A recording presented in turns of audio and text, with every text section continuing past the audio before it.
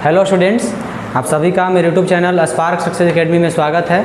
और आज हम लोग क्लास 10th का हिंदी पढ़ेंगे, जिसमें आपको हिंदी में जो दूसरा मतलब पहला चैप्टर आपको कविता का पढ़ाया गया था, और आज हम लोग है ना दूसरा कविता जो है प्रेम ऐनी सी राधिका पढ़ेंगे। देखिए, तो इसमें जो इस पाठ के जो कवि हैं, ठीक है, इनके कवि का नाम, इस कविता के कवि का नाम है रसखान। क्या नाम है? रसखान। ठीक है, जो और रसखान का जो जन्म हुआ था है ना, वो हुआ था 1548 ईस्वी में। इनका जन्म कब हुआ था? 1548 ईस्वी में पठान परिवार में। पठान परिवार में, ठीक है। और इनका जब मृत्यु हुआ है ना पठान परिवार में, दिल्ली में, कह दीजिए पठान परिवार में दिल्ली में, ठीक है। और इनका मृत्यु हुआ 1628 ईस्वी में,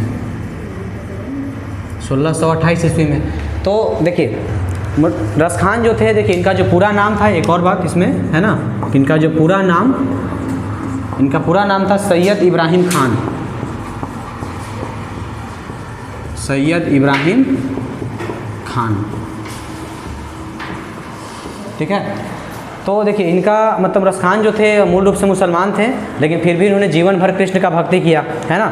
और कृष्ण के प्रति इनका मतलब इतना मतलब भक्ति देख करके जो गोस्वामी विठलनाथ थे है, इन्होंने अपना शिष्य बनाया।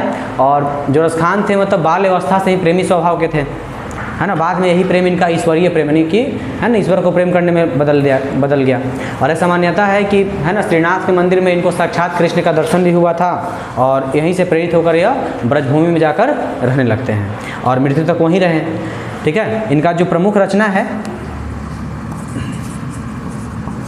ठीक है ना, इनका जो प्रमुख रचना है, पहला नाम है सुजान रसखान, सुजान रसखान, और दूसरा का नाम है प्रेम वाटिका।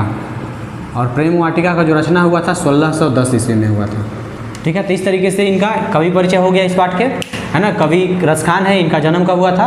1548 ईस्वी में पठान परिवार में दिल्ली में, और इनका मृत्यु हुआ 1628 ईस्वी में, है ना। इनका पूरा नाम था सैयद इब्राहिम खान, और इनकी रचना का क्या नाम है? सुजान रसखान और प्रेम वाटिका। प्रेम वाटिका का रचना 1610 में। तो मतलब रसखान जो थे मतलब शुरू से ही प्रेमी स्वभाव के व्यक्ति थे, और बाद में इनका यही प्रेम ईश्वरीय प्रेम में बदल गया। और मतलब ऐसा मान्यता है कि श्रीनाथ के मंदिर में इनको साक्षात कृष्ण का दर्शन भी हुआ है, जिससे मतलब जिसके तहत यहीं से प्रेरित हुए, और मतलब अंत तक जाकर ब्रजभूमि में जाकर निवास किए, और मतलब मृत्यु तक वहीं रह गए थे। देखिए, तो सुनिएगा इसमें, देखिए इसमें कविता में कहा जाता है कि इसमें आपका टोटल 2 पद संकलित है। कितना पद है? 2 पद, ठीक है। इसमें प्रथम पद में दोहे और दूसरे में छंद में राधा और कृष्ण के प्रेम युगल रूप को दिखाया गया है। देखिए, तो इसमें पहला लाइन कहा जाता है कि प्रेम ऐनी सी राधिका, प्रेम बरन नंद नंद, प्रेम वाटिका के 2 माली मालिन द्वंद। यानी कि रसखान कहते हैं कि राधा अगर प्रेम के स्वरूपा हैं तो श्री कृष्ण भी प्रेम के रूप हैं, है ना। दोनों प्रेम के स्वरूप हैं। ये दोनों प्रेम वाटिका के यानी प्रेम रूपी वाटिका के माली और मालिन के समान है ना। और जब से कवि इनको देखे हैं, इनकी आँख इन्हीं को देखते हुए रहता है ना। और मतलब क्षण भर के लिए आते हैं, जैसे धनुष से बाण छूटते रहता है, और उस मतलब इसी प्रकार मतलब धनुष के बाण की तरह आते जाते रहते हैं। यानी कवि का कहना है कि अगर कृष्ण है ना, अगर राधा जो है प्रेम का स्वरूपा है, तो कृष्ण भी है ना प्रेम के रूप हैं, है ना। ये दोनों मतलब प्रेम रूपी बगीचे के मतलब है ना माली और मालिन के समान होते हैं। जैसे वो लोग अपने फूल को विकसित करते हैं, इस तरह से अपने ये लोग भी मतलब है ना, मतलब अपने प्रेम रूपी बगीचे की रखवाली करते हैं।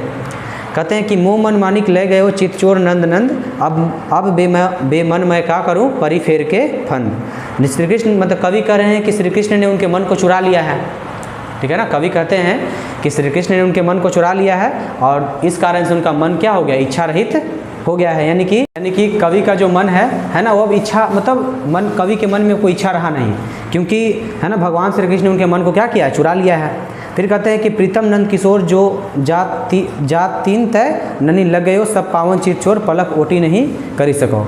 यानी कि कह रहे हैं कवि कि रसखान अपनी व्यवस्था प्रकट करते हुए कहते हैं कि जब से भगवान श्री कृष्ण का दर्शन हुआ है ना, उन्होंने मेरे मन को चुरा लिया है ना। और हर क्षण श्री कृष्ण और राधा के रूप का मतलब अपलक को देखते रहते हैं। इस लाइन में कवि जो कह रहे हैं कि क्या कर रहे हैं कि श्री कृष्ण उनके मन को चुरा लिए हैं, जिसके कारण उनका मन क्या हो गया है? मन इच्छा रहित हो गया है। मैंने अब उनके मन में कोई इच्छा बचा नहीं है, मतलब उनके मन में एक ही इच्छा है श्री कृष्ण और राधा का दर्शन करने का, ठीक है। और बार बार मतलब ये व्यवस्था प्रकट करते हुए कहते क्या हैं कि जिस दिन से उनके दर्शन हुए हैं है ना, उन्होंने मेरे मन को क्या किया है? चुरा लिया है। अब देखिए दूसरा, देखिए पहले पद में क्या बताया जा रहा है, राधा और श्री कृष्ण को प्रेम का स्वरूप बताया जा रहा है ना। कवि जब से कवि को जब से श्री कृष्ण और राधा का दर्शन हुआ है तब से कवि के मन में कोई और इच्छा नहीं है, क्योंकि भगवान ने उनके मन को क्या किया है, चुरा लिया है। देखिए दूसरे पद में कवि क्या कर रहे हैं कि या लकुटी अरूप कामरिया पर रास्ती हूँ, पुर की तजी डारो आठों सिद्धि नवो निधि, को सुख नंद की गाय चराई बिसारो। यानी कवि रसखान अपने अभिलाषा प्रकट करते हुए करते हैं कि अगर मुझे श्री कृष्ण की लाठी और कंबल मिल जाए, है ना, तो मैं 3 लोगों का राज त्याग दूंगा, है ना, यानी कि तीनों लोगों का राज क्या कर दूंगा, त्याग दूंगा। और अगर मुझे नंद बाबा की गाय चराने का अवसर मिल जाए, है ना, तो मैं 8 प्रकार की सिद्धि यानी कि सभी तरह के सुख सुविधाओं को त्यागने में मैं थोड़ा सा भी संकोच नहीं करूँगा, है ना, और मुझे थोड़ा सा भी कष्ट महसूस नहीं होगा। यानी कवि क्या कर रहे हैं कि मतलब अगर, है ना, श्री कृष्ण के मतलब लाठी और कंबल अगर मिल जाए तो 3 लोगों का राज त्याग देंगे, और अगर उनके गाय चराने का अवसर मिले तो क्या करेंगे कि मतलब वो 8 प्रकार की सिद्धि और 9 निधियों को त्यागने में उनको थोड़ा सा भी कष्ट महसूस नहीं होगा।